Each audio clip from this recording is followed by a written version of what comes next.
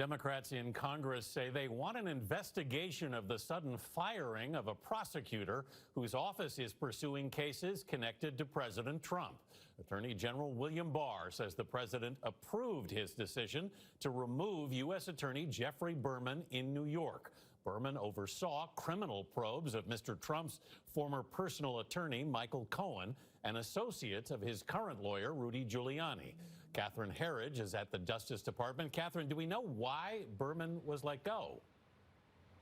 Well, Anthony, good morning. The Justice Department has not offered a detailed explanation. Berman was first selected back in 2018 by then Attorney General Jeff Sessions, who cited his more than 3 decades of experience.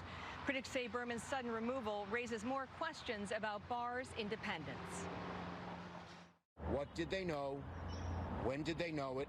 And why did they do it? Democrats say Attorney General William Barr's decision to fire the U.S. Attorney for the Southern District of New York reeks of potential corruption. He certainly deserves impeachment, but again, that's a waste of time because the Republicans in the Senate won't look at that. The standoff began late Friday when Barr said Berman was stepping down, and the chairman of the Securities and Exchange Commission, Jay Clayton, was tapped to replace him. Berman had secured a guilty plea from Michael Cohen, the president's former personal attorney, and was in the process of prosecuting 2 associates of Rudy Giuliani, the president's current lawyer. However, later that evening, Berman fired back against Barr, saying, "I have not resigned and have no intention of resigning." I'm just here to do my job. On Saturday morning, Berman showed up for work in Lower Manhattan.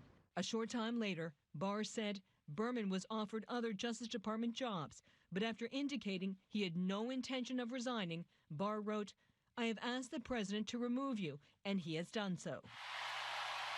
Before his weekend rally, President Trump said it was Barr's call. Well, I don't get involved. I just don't get involved. But the president has to sign a document or, I guess, give it the okay. Senate Republican Tim Scott said he was not concerned Berman's removal will affect any inquiries. Everyone in the DOJ works at the pleasure of the president, number one. Number two, there's no indication whatsoever that whatever is being investigated will not continue to move on. For now, Berman's deputy will be the acting U.S. attorney. Critics point to Jay Clayton's close ties to Wall Street and his lack of experience as a federal prosecutor. One of the president's top allies, Republican Senator Lindsey Graham, who will oversee the confirmation process, told CBS News late last night that he will not move forward until there's sign-off from the 2 New York senators, and both have signaled they won't provide it. Gail? A lot of layers to that story and more to come. Thank you very much, Catherine.